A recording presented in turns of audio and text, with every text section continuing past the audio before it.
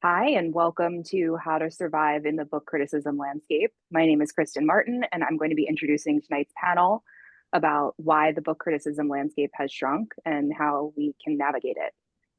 Freelance book critics Tope Folarin, Zoe Hu, and Hilary Kelly, as well as the nation's associate literary editor Kevin Lozano, are going to discuss the ongoing shift from substantive criticism to listicles and previews, why opportunities for freelance critics to get published and paid appropriately are diminishing, and how we might reassert the importance of book criticism and help it flourish in the future.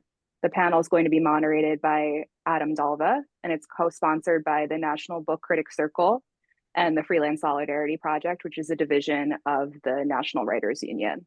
And I happen to be a member of both of those organizations. I'm going to describe a little bit about what FSP does, and I'll leave it to Adam to talk about NBCC in a moment. FSP is a union of digital media workers organizing to raise labor standards across our industry. We do things like run campaigns to lobby for freelancer-friendly legislation, negotiate with publications to establish and publicize standards of treatment for the freelancers who work with them, and maintain a rate sharing database for transparency, among other initiatives. And if you're interested in joining us, you can look at our website, freelancesolidarity.org, for more information. I'm going to introduce the panel now. So our moderator is Adam Dalva. His writing has appeared in the New Yorker, the Paris Review, and the New York Review of Books. He is a contributing fiction editor at the Yale Review, and he serves on the board of the National Book Critics Circle. Tope Folarin is the executive director of the Institute for Policy Studies and a writer. His work has recently appeared in The Atlantic, The New York Times, The Washington Post, The Nation, and elsewhere. And in 2025, he will serve as the inaugural critic at large for the Georgia Review. Zoe Hu is a doctoral candidate in English at the CUNY Graduate Center and a writer. Her work has appeared in Dissent, The Baffler, The New Republic, and elsewhere. Hilary Kelly is a literary critic and essayist living in Washington, D.C. She frequently contributes to The Atlantic, and her work has been featured in the New York Times, the New Yorker, and New York Magazine, among others. And Kevin Lozano is an editor at The Nation. His work has also appeared in the New Yorker, the New York Review of Books, the Washington Post, Dissent, and elsewhere. Thanks so much for joining us, and I'm going to turn things over to Adam. Thank you so much, Kristen. Couple tech notes.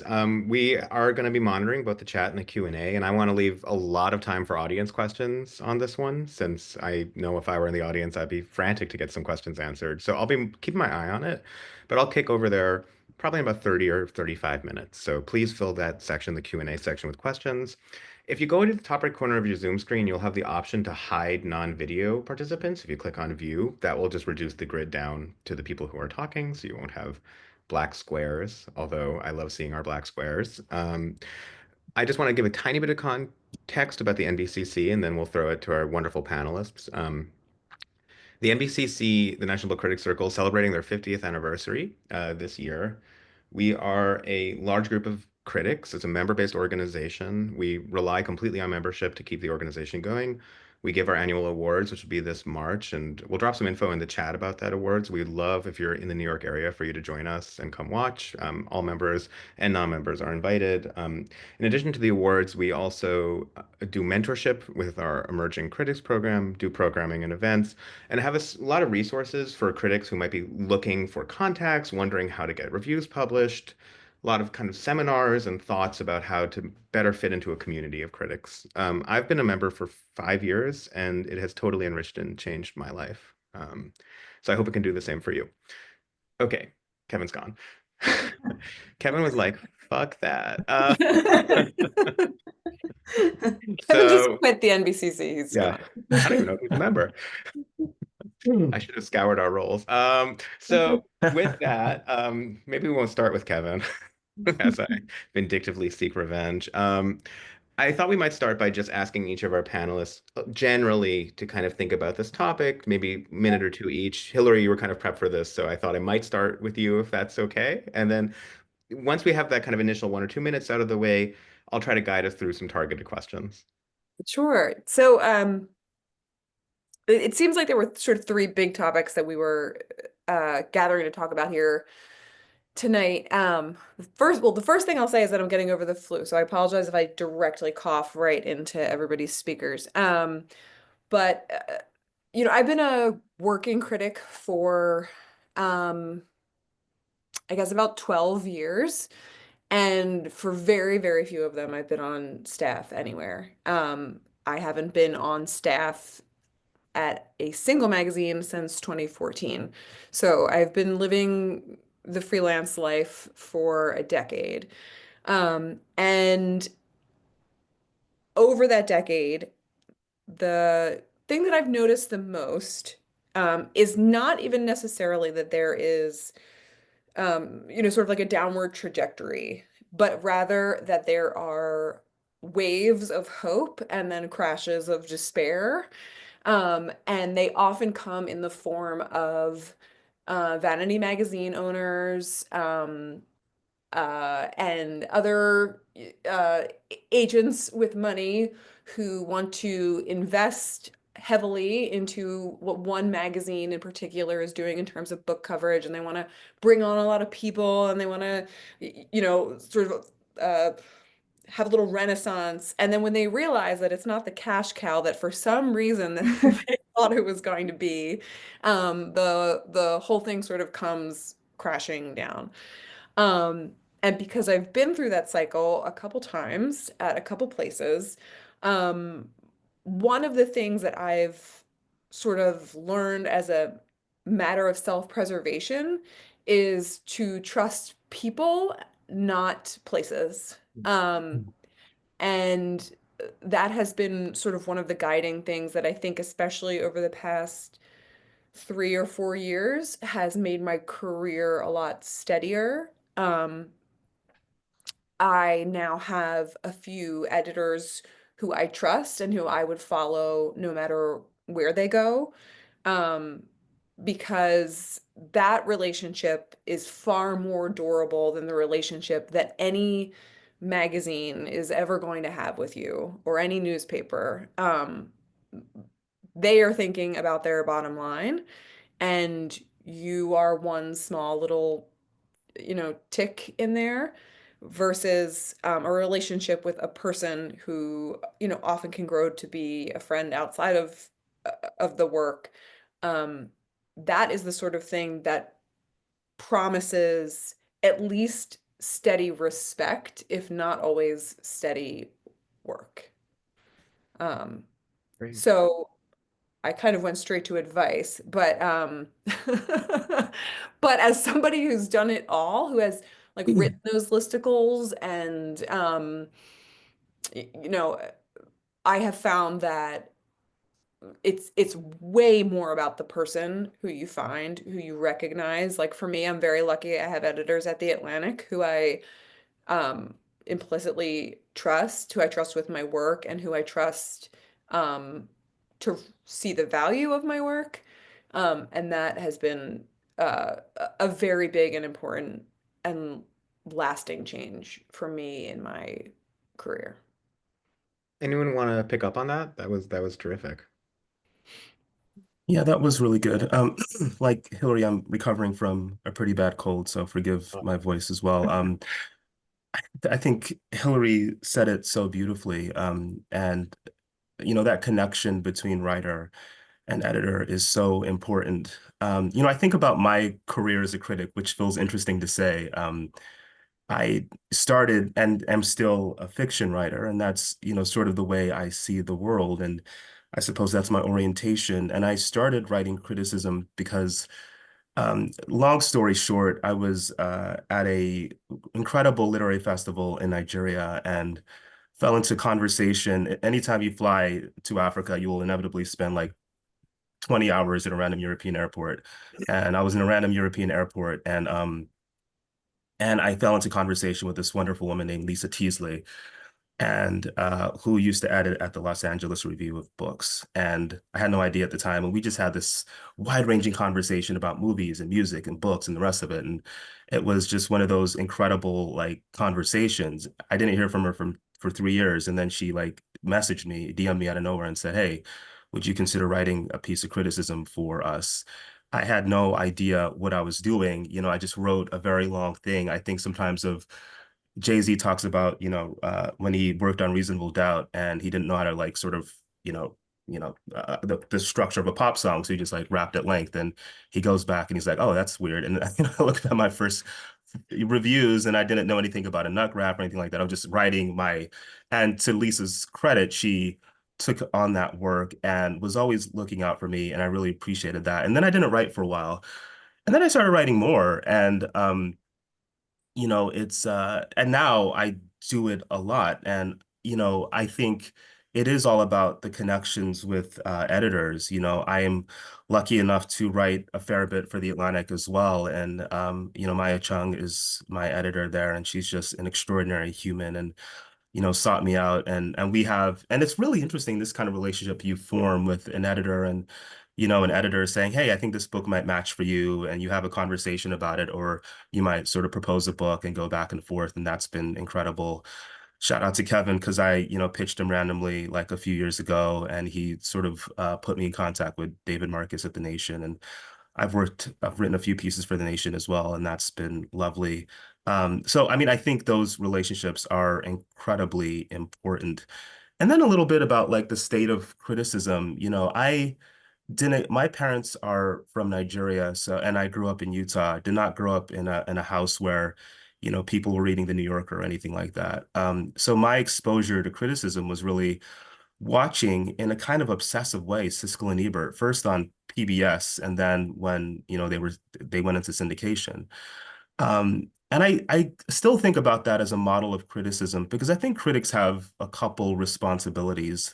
I think critics should strive for a kind of accessibility, but also rigor as well. And finding that balance is incredibly difficult. I think critics are incredibly important now because it's about a sensibility. There's so many threats there's, like media companies crashing out. There's AI, which we might talk about. There's all kinds of things. And I think criticism remains important because it's really about, it says, here's a human being who has learned a set of skills, and knows how to write, knows how to fashion an argument. And they're channeling all the stuff that we're channeling. And this person is going to propose a series of ideas or arguments about how to think about this book or how to think about some aspect of life. And I think that sensibility grows ever more important, just because there's just so much that's happening. There's so much to process, especially now, especially, in my case and Hillary's, I guess, living in DC, it's just a madhouse here. So having, like sort of having a voice that you trust, or voices that can help you interpret the present tense, I think is incredibly important. And, and I think it's a push against, there's, for all kinds of reasons, criticism, and it's not only criticism. I mean, I think any kind of long form, sort of thing is under threat from like TikTok and tweets and the rest of it. But I still think it's a really important sensibility, and that's why I continue to do it despite how precarious it often feels. Zoe, what about you? Yeah, I think maybe to go off what's been said already, just on the advice side of things, I totally agree that it's really important to have lasting relationships with other people in the industry and editors in particular, both for the importance of just having people in your corner throughout all of the kind of vicissitudes and ups and downs that Hillary was describing, but also because you really want people whose judgment you trust. I think,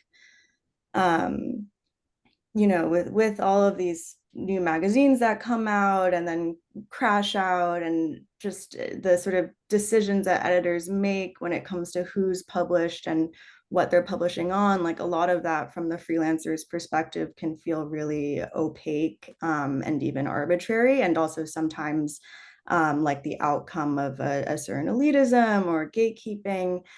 And I think that can put you, or at least it's put me in the position sometimes of being like, is there even a consensus in this industry on like what a good piece of criticism looks like? And not having that consensus can sort of turn back around on you, and I think produce a lot of self-doubt, right? Like, am I on the right track here when I'm writing a piece? Does this make sense? Does this read well?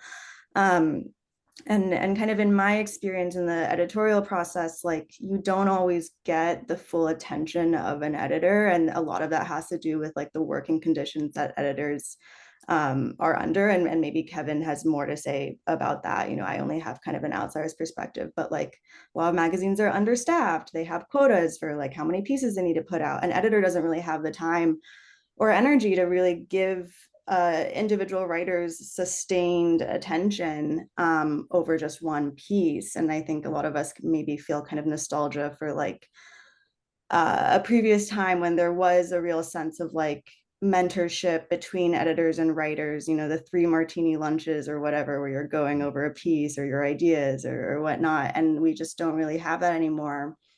And that can, yeah, leave you with a sense of like, I really am not sure if what I'm working on or if my work is successful or as successful as it could be. And so I think finding people and not necessarily people even just who are in the industry, but just others whose judgment you really trust, who you feel are really smart, who have good ideas, and being able to sort of pass your work on to them and be in conversation with them about your work is just so crucial to kind of maintaining a sense at least of what your own values are in terms of what you want your work to look like.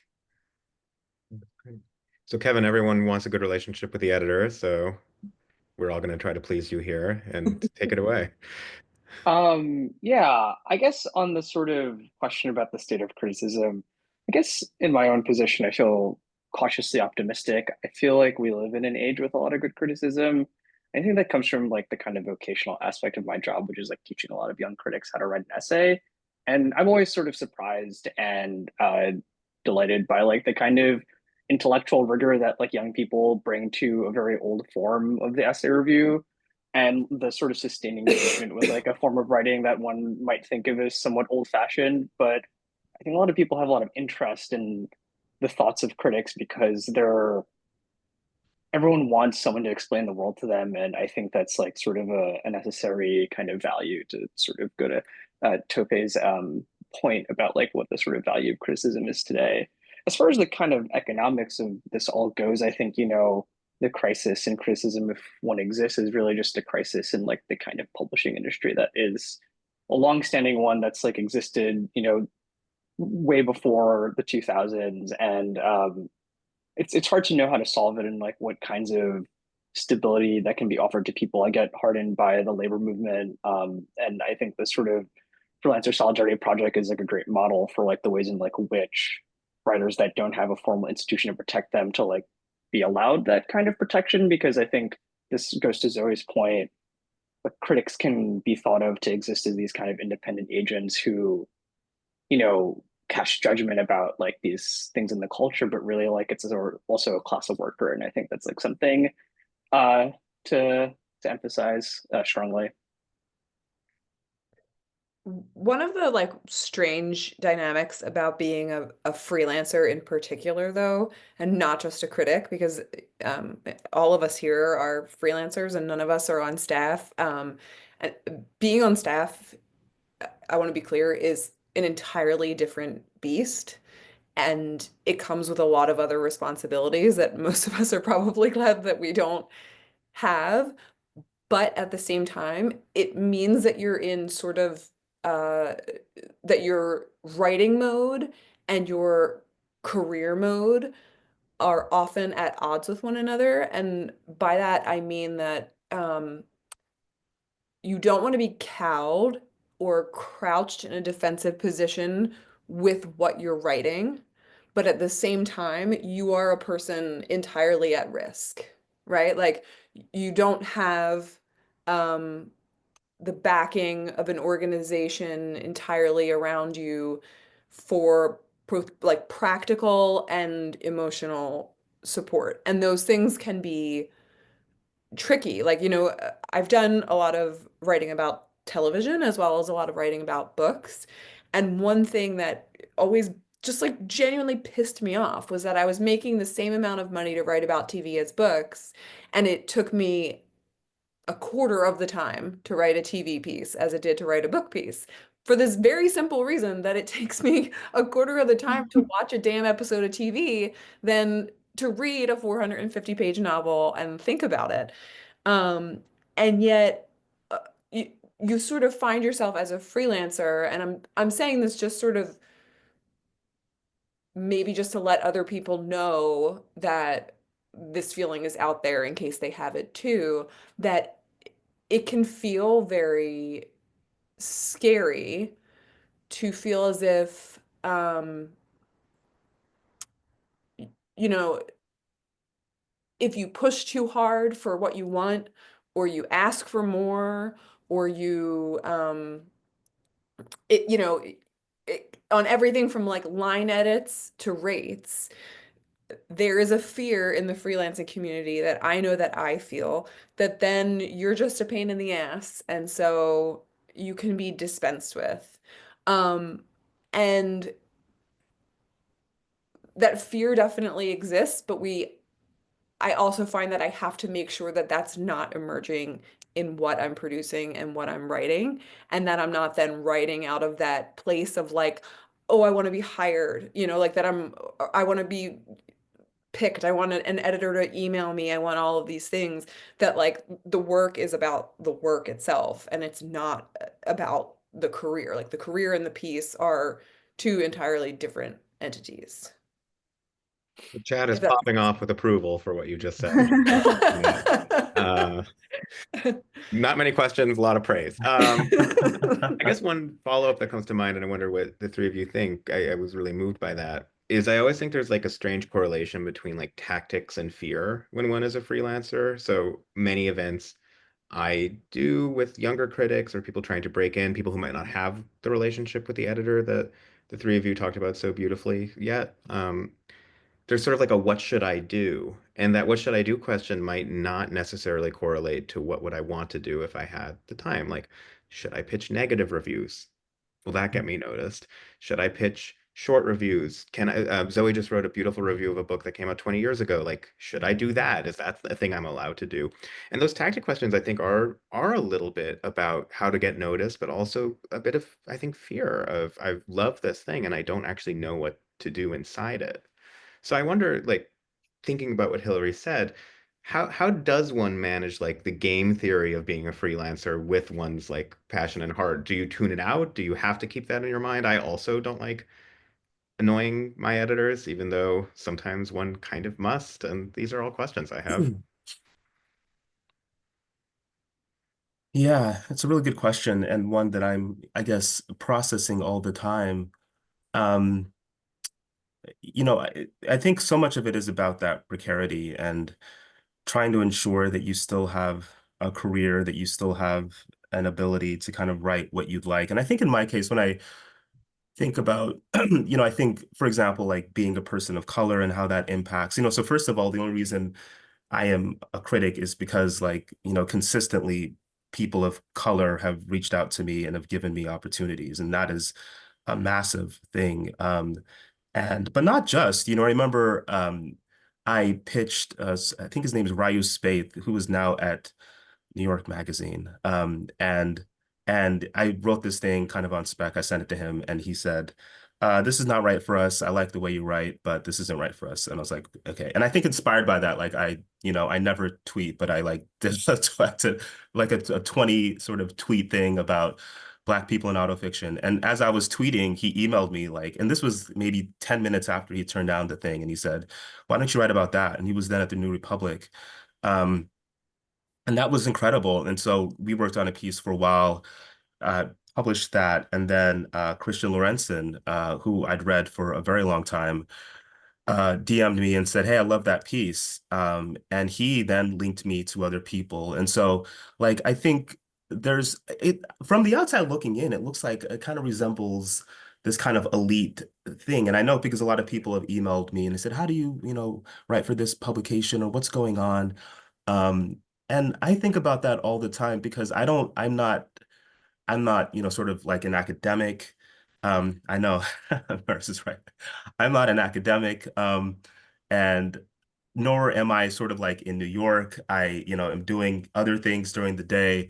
And I know that it's difficult to break in. So I think you think about breaking in, you manage to break in, whatever that means, and you're in. And then you think about, okay, how can I maintain this status? And of course, I also think part of being a freelancer is like thinking about the different house styles. I'm writing for this publication and there's have a different sensibility than that publication. And you're navigating that and trying to cultivate an individual voice as well. And that can be difficult because you're like, I want to satisfy my editor here. And so I know that these pieces, Atlantic pieces look a certain way, New Yorker pieces look a certain way. And I want to conform to whatever the house style is while at the same time establishing myself as a unique voice.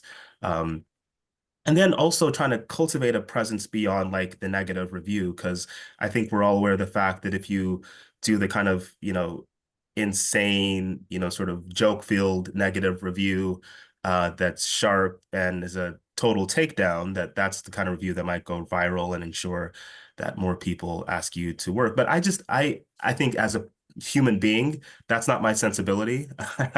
I really want to see what the writer is trying to do and where they're coming from, what inspired them. Even if I disagree, I always mistrust my initial disagreement or my initial distaste. And I'm like, why do I feel that way? And so I think my pieces reflect that, like, is it me? Is it my lack of experience with what this writer is engaging with or talking about? And because that's the criticism I like to read. But you weigh that against like, okay, if I want a piece to go viral, I'm gonna like take out my knives and really like butcher this thing, and everybody will laugh at it or whatever. So thinking about that too, and I try not to. I don't think I've written a review like that, but I think for me, it's like the one thing that being a freelancer enables me to do is hopefully cultivate a voice, but that is made more difficult by the fact of like working for multiple masters.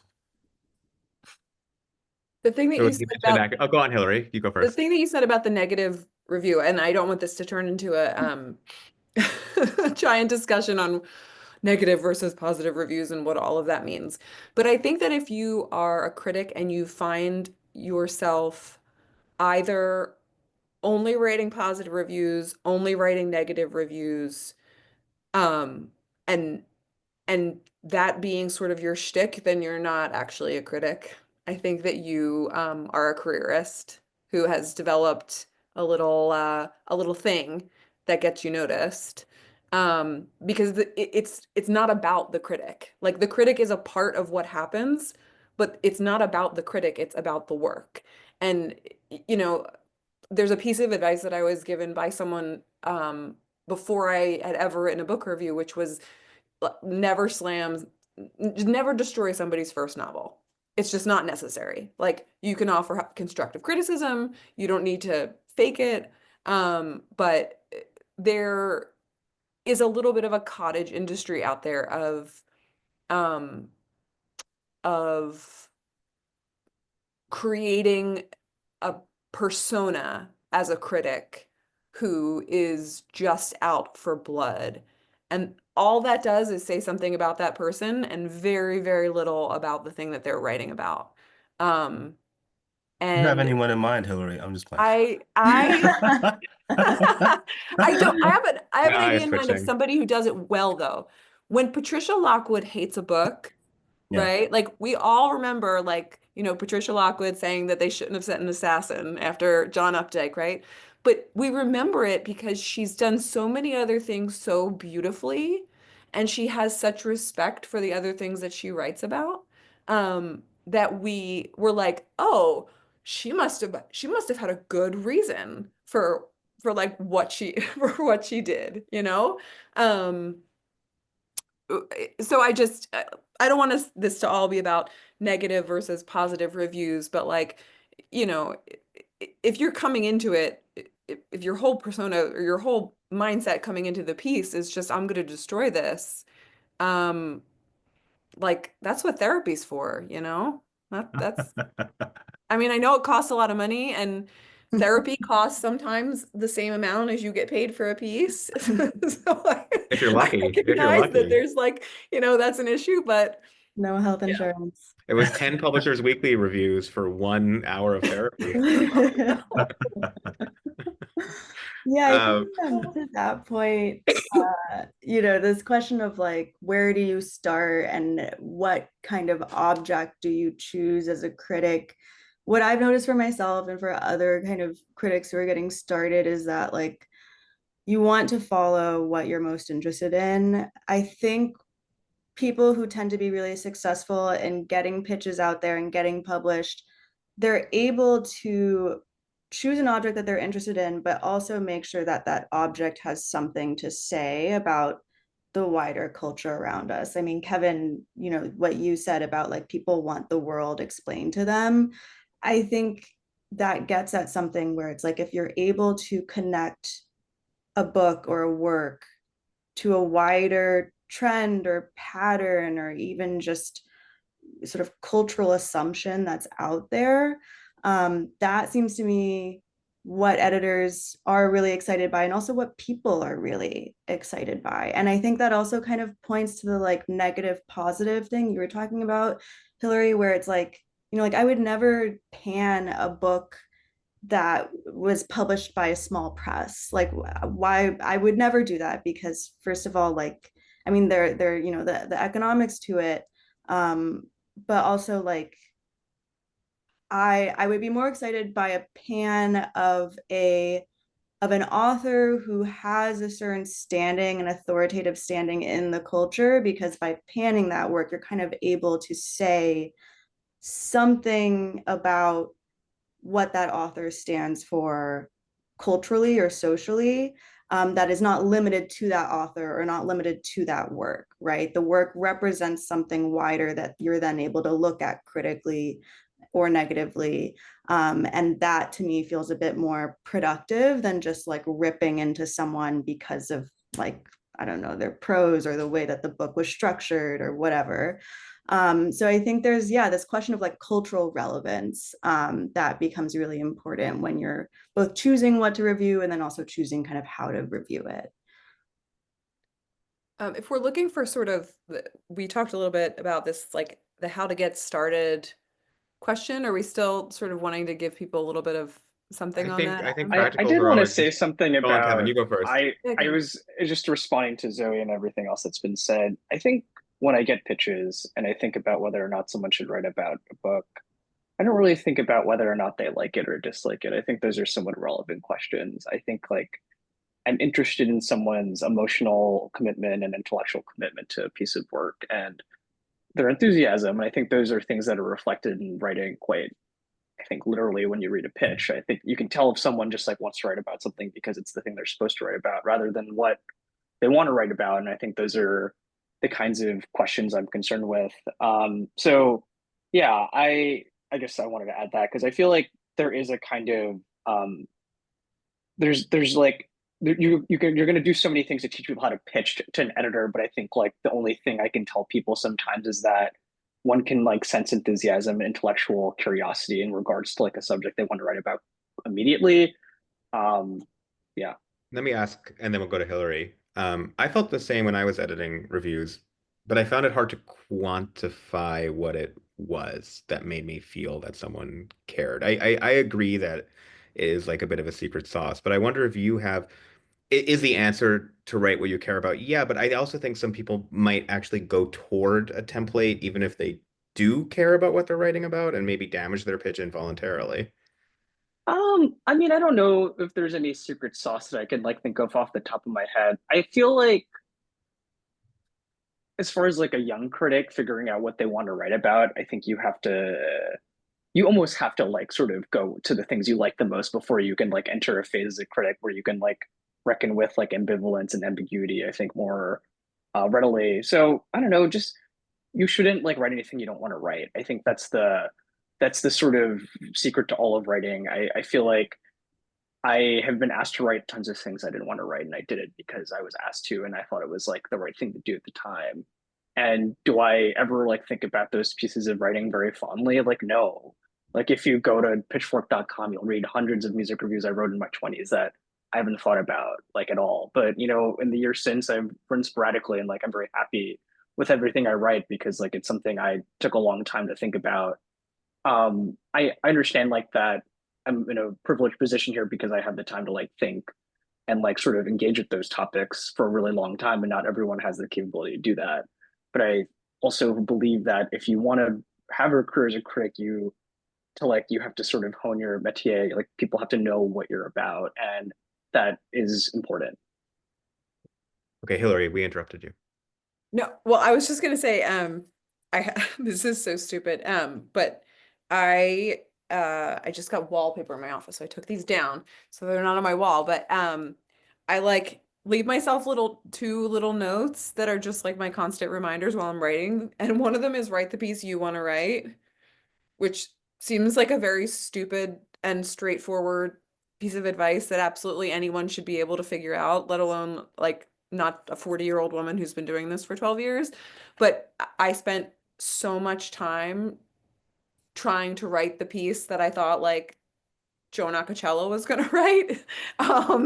And first of all, that's foolhardy in a million ways. But like, I think what Kevin was saying about what he can see in terms of that emotional, connection that somebody has with what they're pitching,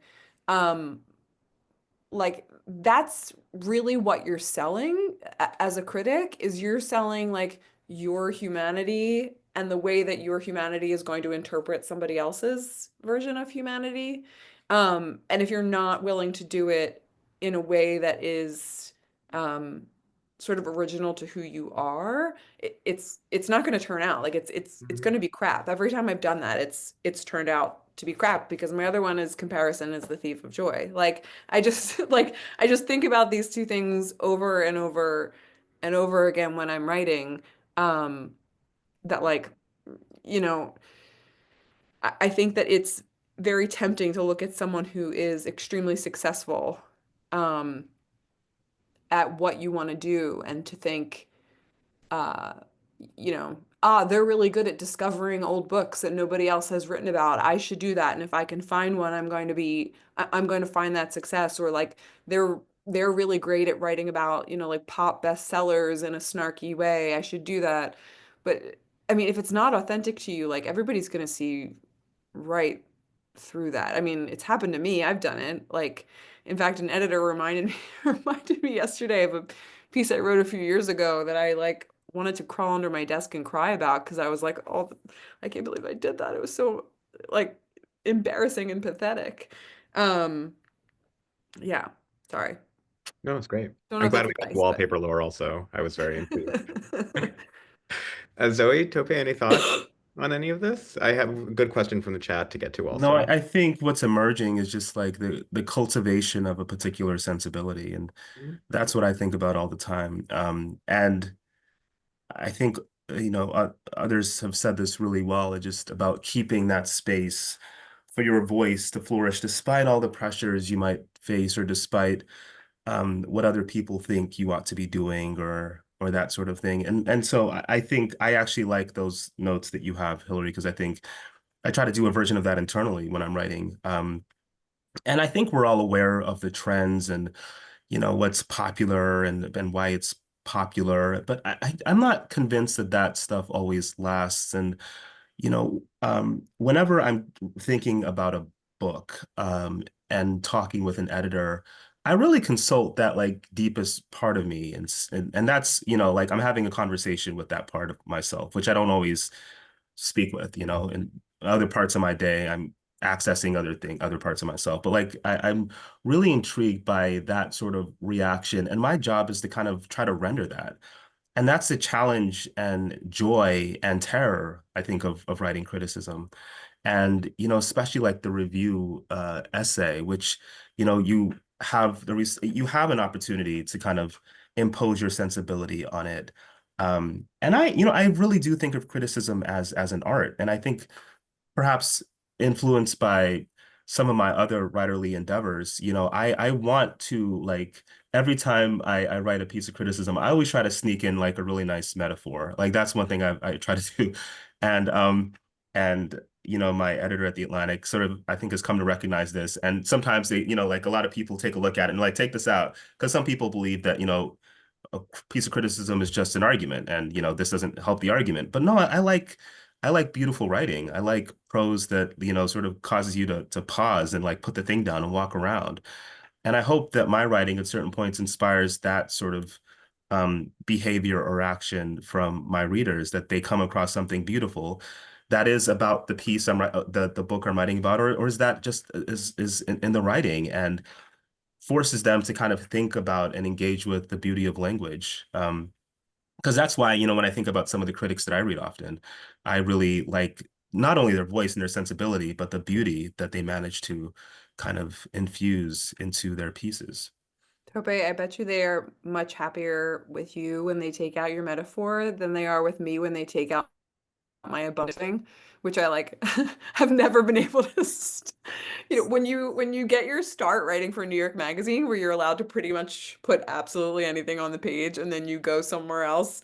Now my editors are constantly like, you absolutely do not need to use the F word in this piece at any point. So that's what they're taking out of my work. They're taking like beautiful metaphors out of yours, but a lot of F words and the like. F words are important. Yeah. Very important. They absolutely now more are. than ever. Exactly. I thought I might turn to the chat. Zoe, do you have anything before we go to the question in the chat? No. Okay, so there was our friend Maris, we all love Maris, tweeting used to lead to work. And then there was a response from the wonderful Sophia Stewart, hi Sophia, saying, I'm curious about Twitter, and I'm going to broaden out here to like general enshittification of like social spheres. There is a waning utility for freelancers. That was Sophia's phrase. And a lot of what we're talking about, I think, is getting noticed. And I got a lot of work off Twitter too. Like that was where a lot of stuff came from. And so if we are like thinking about getting noticed, how do we do that? And what do we kind of see ahead in the kind of landscape? And I think Tara's question, which is just coming in about Substack, and we're talking, I think Tope just launched his Substack, so I want to be careful with this one. I think Substack is actually a great thing to kind of add in to that conversation as well. Gosh, both really good questions. It's really sad what's happened to Twitter. Obviously, I'm not saying anything fresh there. But I mean, as a kind of forum for really engaged people, you could find your communities. I had, communities, and, like literary criticism Twitter was always quite interesting and to read. And I didn't always have time to contribute, but I try to stay up on the debates, and I kind of mourn the loss of that. I'm not sure if that's been replicated in other spaces yet, but yes, it led to work. It was a place where you had really robust ideas. I felt like every sort of couple months there was some topic that, some discourse that was launched, some of it frivolous and not really interesting, but some of it intensely interesting, about criticism and about books and the rest of it. And I think that conversation is incredibly important. Uh, with respect to Substack, I do have my criticisms of it. Like I think I like being edited. I like having the back and forth, which is why at this point I might change my mind in 2 weeks, so don't hold me to it. But, I see it more as a way of like sort of saying, here's what I'm doing, here's what I'm up to, a couple stray thoughts. But there's something about having that back and forth with an editor, I think Zoe said this, that you trust, and somebody who knows what your tics are and calls you on them, says, you like this word, you always do this, perform this turn in your pieces, maybe try something else, right? And it's not always possible on Substack to kind of, sort of, ensure that whatever you're writing is edited perhaps the way it should be. So that said, there are a bunch of really great Substacks, and I read many of them, and people are writing, and there's an argument too for, like just reading what somebody produces, and there are things about editing that aren't so great all the time, like I think every time a piece is up, I can't read it the way somebody else would read it, because I know like the line that I like is missing, or this argument went in a different direction, and I'm like, I'm still not sure about that. And having the ability to kind of just, do that on Substack is fantastic. But I'm not sure it's good if that's the only thing for literary culture. I don't think that's a good thing. I'm actually sorry. Go ahead, Ellery. I was just gonna say, what's funny is I don't think I ever got a lot of work off of Twitter, but that probably says more about me than about Twitter, because everybody else is like, oh yeah, I got tons of Twitter offers. But I think that one thing that happens when you lose a more democratized space like that is that there is a greater onus on the people who have access to, you know, some of the people in this conversation who have editors that we work with at bigger magazines, to be a recommender and a voice for other people. Like as hard as it is, like it's really hard to even just get my own stuff like sold, you know, and published and put out there. But one of the responsibilities that comes along with finally making it, like, if you want to say like into some special little space, which most of us probably still don't even see ourselves inside of. We probably think there's like three people who are actually in it, and the rest of us are all watching from the outside. Like, is that it's your responsibility to point out other people who are doing good work to the people who can give them work. I mean, like this is not like when your circle gets as small as our circle is getting and work gets as limited as our work is getting, that doesn't mean you get nastier and you grab more for yourself. That means that you spread it out to the right people who are going to do the right work. Because I mean, there are plenty of things that I have been asked to do that I would have done so terribly. And it is far better for me to then offer a name of somebody else who I think would probably stand to do a much better job than I would. Like I'm not your girl on a lot of things. Like just don't basically like don't ask me to write about men is sort of so like part of it is like if these things are gone, and they're gone, like we can be sad about them, but that part of Twitter that is not run by a Nazi is gone. And you know, other things are going to pop up and they're going to be helpful and useful. And like, shout out to Maris's Substack, which sends my Substack more traffic than pretty much anything else like imaginable, but like this circle needs to function that way. It needs to like keep moving things around through it and not just have like like somebody who's hoarding in the middle. Kevin. I was gonna say, actually, I feel that you should stay on Twitter, keep using it. I think it is still like a place people can find opportunity. At least I was just thinking about how in the last week I've like DM two people to ask if they wanted to review a book. I think like it's not always so easy to find like the way to contact a person. Like for me, sometimes it's still like a kind of first line before I start looking more deeply. And I like to read widely, I try to read as many magazines as possible. And like I'm always looking for young writers to review things. So I don't like necessarily think that I I don't I think like it is going away. Maybe it's less good, but I feel like as far as like participating in like social media and the social internet, like there are ways to distribute our work, and it's good to have those venues. I wish we controlled those venues like more directly, but we don't. So yeah, I guess I was just gonna say to the people in the chat, like you can still tweet. I think it's totally fine, and you can tweet dumb stuff too. It doesn't always have to be that smart. It's true that it's hard sometimes to find people if you're looking for them. And sometimes it's just quick and easy on a social media. Zoe, I wonder if you have thoughts, but there's also a question just for you in the Q&A. So I also thought I might read it to you so you can do two things at once. Zoe, you describe aptly how your criticism aims to go beyond the particular. How do you assess how general the conclusion of a shorter essay can become before it risks losing its specificity? In short, how do you decide when narrow is too narrow and when broad is too broad? Oh, okay. Wow, that's a really good question. Thought so too.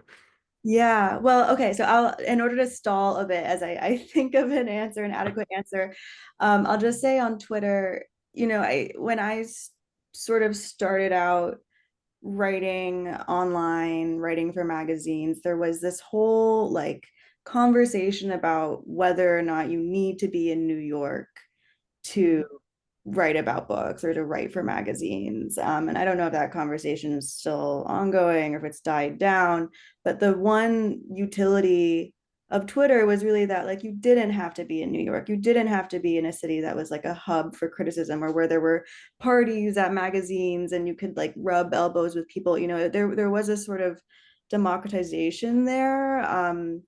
Just in terms of being able to share your work and connect to other people that I think was really useful and I would be sad to see go away. I think the flip side of Twitter though is that it does kind of produce this effect where as a freelancer you are sort of more clearly seen or perceived as your own brand, right? Like you have your Twitter and you're opining about different things, and I think it's kind of dangerous as freelancers for us to succumb to that pressure to market ourselves as like an individual brand. I don't know what the solution is. I don't think the solution is Twitter going away. But I think, you know, it's sort of maybe more what we've been talking about is like trying to make freelancing as much as possible a collective and more communal endeavor so that you're not just marketing yourself, right, when you're trying to get work.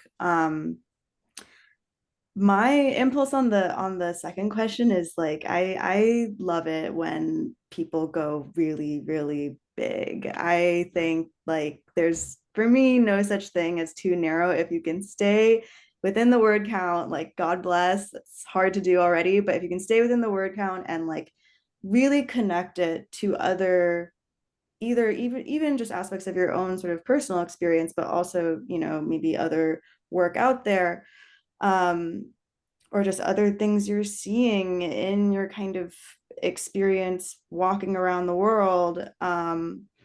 I think that's great, and I think that can really distinguish a piece. I'm really prone to sort of more political criticism as well, and I know there's been a back and forth in certain magazine pieces about how political criticism should be. I know Becca Rothfeld had that one piece in Liberty's journal, and that sparked a bunch of discussion. I think, you know, it is actually pretty cool that we're at a point in time where critics are talking to each other about what criticism should look like. I disagree with the conclusion that, you know, that Becca Rothfeld arrived at. But I think, yeah, I'm sort of going on a tangent. I think for me, because I see a sort of political value to criticism, that does also make it easier to draw those connections and not stay so narrow. Even if a book or a work isn't on its face or doesn't seem on its face political, I think there's always something that you can draw from that in order to speak more widely to contemporary life. So yeah. I'll add actually quickly, and I'm not just making a ridiculous plug here, that joining the NBCC really has helped me with some of this stuff, this community of people, and events like this would have been invaluable to me, I think, especially when I was really kind of floundering. And my period of floundering was unbelievably long. So I have a follow-up though, and then I have a couple great questions in the chat, and then we'll close out. My follow-up was something that Zoe said about the personal. We've been talking a lot about individual identity, how to get noticed, perhaps how to get paid. As I was reading everyone's work, Kevin, you're an amazing critic. All of you are amazing critics. I was struck by how often you appear in your work, all of you. Tope, I'm thinking of your beautiful Scholastic Mukasanga review. You kind of swim in the opening. Hillary, I was reading your profiles and your recent Hanif Kureishi review. Like, you are on the page as you, and there's a sort of authority to putting yourself in your own work that I think maybe when you're used to doing PW reviews, it'd be weird in a Publishers Weekly review to say anything personal. So I wonder about how you use yourself as an argument, and if you're kind of conscious of that broadening, to Zoe's point, into your own presence in a review as a human individual. I think we forget that book reviews, like any form of writing, are kind of tied to the fact that you're sort of you're telling a narrative, you're telling a story, and I think the personal provides a nice way in which you can like sort of begin a story. At least like it doesn't always happen. I kind of warn people against using the I to excessively or make it the sort of sole basis of an argument, because I think you kind of have to earn for the reader that kind of authority that the I generates. And maybe it is like the fact that you're a participant in the kind of thing you're doing. Like I wrote about, last thing I wrote was about like clubbing in my 20s.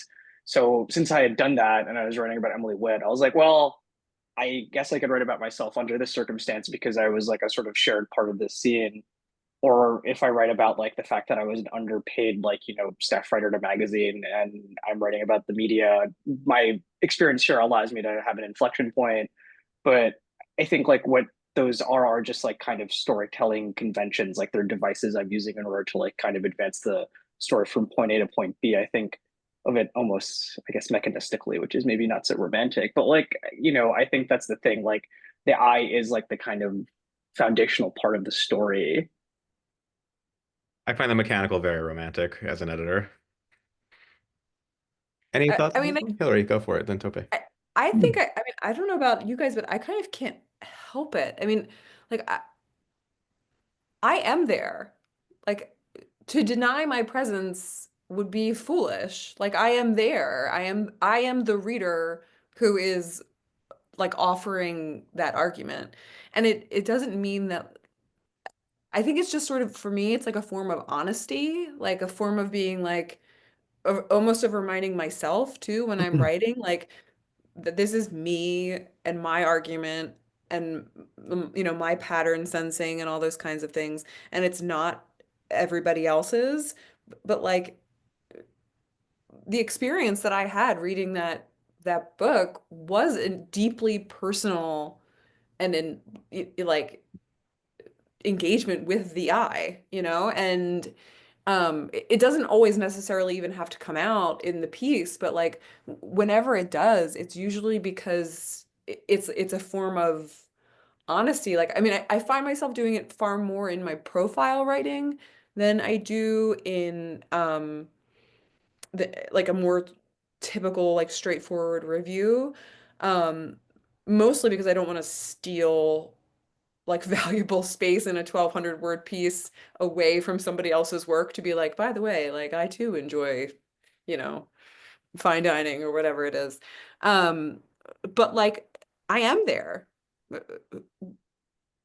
Like, why put up a ruse? I mean, maybe I'm just a Victorian or something, but like,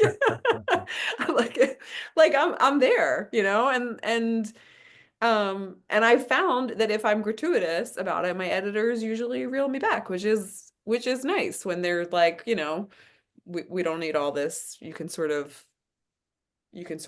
cut it. But yeah, I mean, why lie? Like the reader is not some like vague eye in the sky. It's me, and that's why my name's on it, and I hope other people are reading the same way too. So, yeah. Oh, this is very therapeutic because I think about this all the time, and it's comforting to know that others are grappling with this question and have even arrived at a destination, which is, like, yes, the first person is viable and important and relevant. I'd actually forgotten what I'd written in that Scholastic Mukashonga piece, so thanks for the reminder. But You're in like, yeah, it's good. I was you going know, to tell you, but I think you remember now. I just reread it quickly, so yes, you're right. Yeah, but part of it is like it's trying to find an entry point into the thing, and yeah, Hillary's right. Like, ideally you're reading a thing and you have a person like, whoa, and you think about it and it invades your dreams and you can't stop thinking about it. And that's a first person singular experience, right? So I think being honest about that is important. And I think it makes the criticism richer, if you're able to do that. But but in a lot of my work, I will think about, what's the entry point for this? And I try to use the first person sparingly.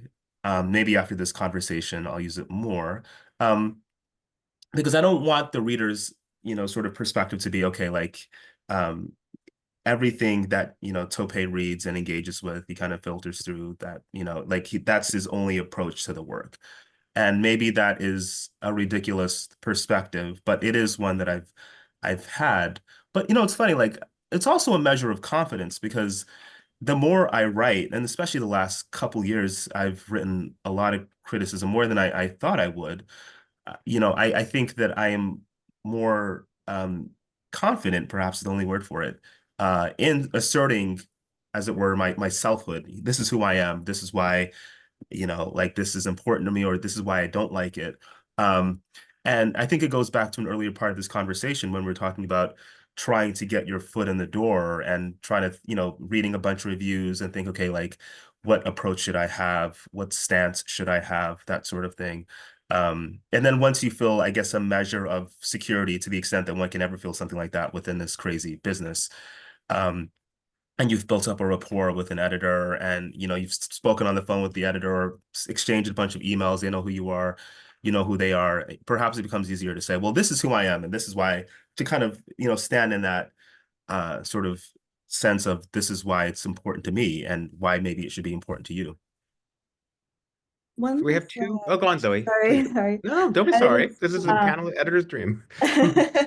one last thing I would say on that point is, being personal, I don't think always necessarily involves actually the use of first person or the use of the I. Like I think, just thinking about Gary, Indiana and his passing and how devastating that was for a lot of critics, I think the reason why it felt like such a loss for the profession of criticism was that his writing, even when it didn't make use of the I, though sometimes it did, had such a sensibility to it and a personality. You really had a sense of the person who was making these judgments and writing about this art.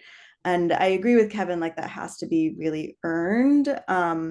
But sort of the beauty of it is like now that we're in this landscape of, the blurb for this event mentioned listicles, Goodreads, Book Talk, like we see so many people writing and talking about books outside of the kind of confines of magazine publishing. I think the question is like, what now then distinguishes magazine publishing and long form writing, and how can publishing establish some sort of authority vis-a-vis the rest of that landscape in order to like preserve this profession, which I think is really, really worth preserving. And I think there's the danger of like publishing trying to preserve that authority through like elitism, right? By saying like, oh, because these writers went to the right schools or the right MFA programs, like that's why you should read them and listen to their judgments. I think really instead of that, what the sort of industry should be doing is saying these are writers that you should read because they have a really unique and exciting sensibility, because they are capable of making interesting judgments, of saying important things, not just about art, but about the culture at large, maybe even about society. And you don't have to go to an Ivy League school to have that skill, right? So I think if the sort of authority is based on something maybe a bit more subjective, but also more curatorial, that goes a long way towards just really asserting the importance of this profession, of this craft. Totally. I love that. Okay. So I want to ask one last question. If we can stay for just 5 more minutes, I want to respect everyone's time. We have two questions. Hillary's actually answering one, but I'm going to jump in. Two questions in the Q&A, and I thought I might combine them and have kind of a quick close from each of you because I think they're quick hitter and fun. Before I do that, though, I want to make sure we thank Lauren LeBlanc from NBCC for running all the tech for us today. Thank you, Lauren. And again, thank you, Kristen. Both these great organizations are here for you, and that we hope you join. So Marcy asked a long time ago, more money or editor you like? Obviously both, but if you have to choose A or B, that's a tough one. Madonna asked, I think, an even harder question. Hi, Madonna. What other creative work do you do that informs or expands your literary criticism? So I think those two questions maybe we can close out with to each of you. I'll leap in.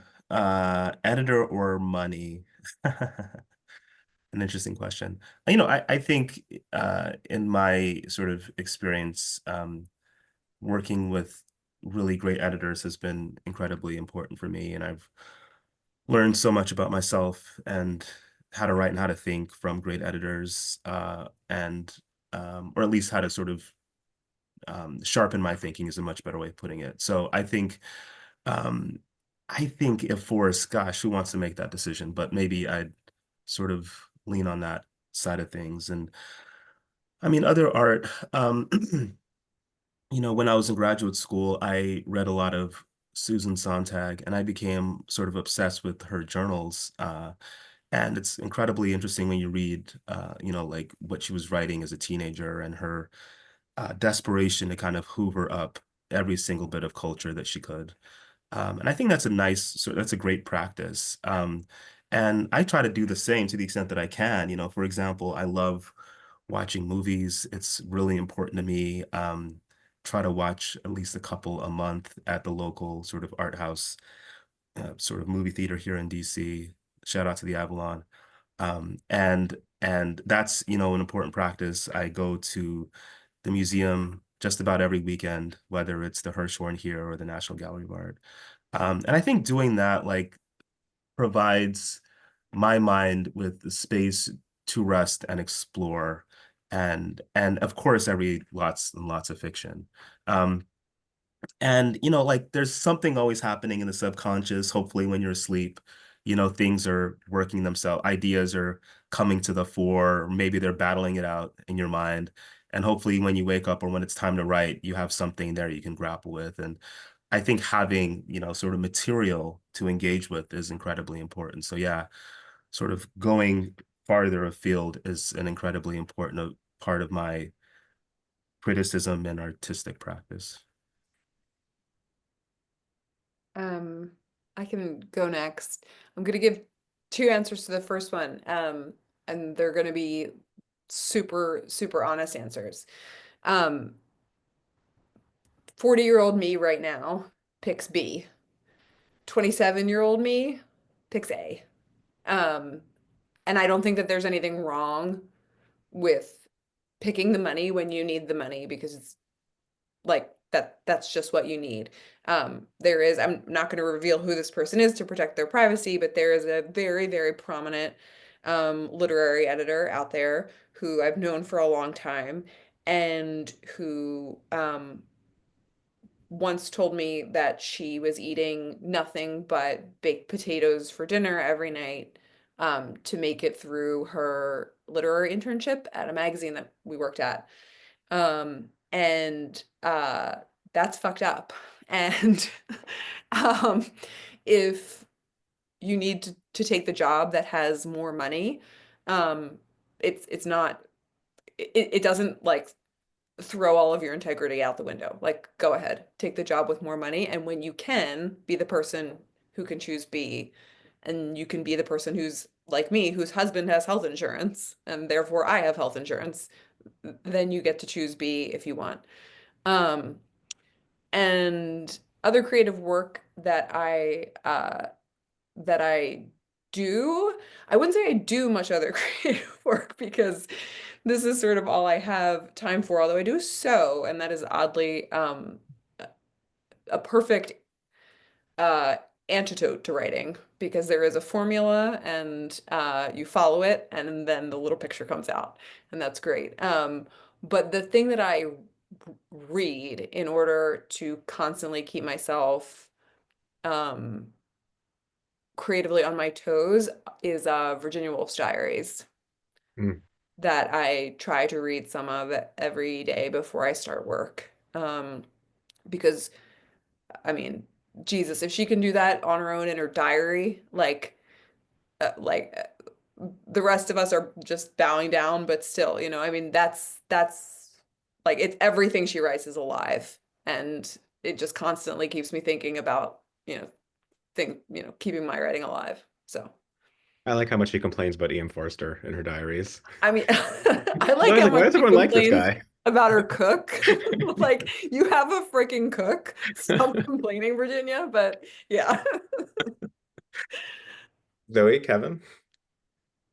I agree with Hillary. I think it really kind of depends. It's like sort of like what's your bank account looking like? You know, if you like there have been moments where I really felt like I could have pitched a specific thing to multiple editors, and I chose one editor in particular because I was like, I really want to know even just what you think about this topic, and I really want to be talking to you about this as I'm writing this. But then there have been other moments where it's just like, yeah, I really need the money. Like, I'm gonna just try to bang something out, and you know, I'm not gonna love it and it's gonna kind of suck, but like, yeah, I think what Hillary said, like, that doesn't mean you're losing your integrity or something. Like, it just is part of that, you know, work of cobbling it together, and trying to stay afloat. I really don't do any creative work besides criticism. I'm like really in awe of, like, you know, people like Tope who write fiction and have sort of a perspective on like both types of writing, and I'm sure that that's like really fruitful. For me, like, I just feel like my brain doesn't, it's not like a fiction writer's brain. I don't know.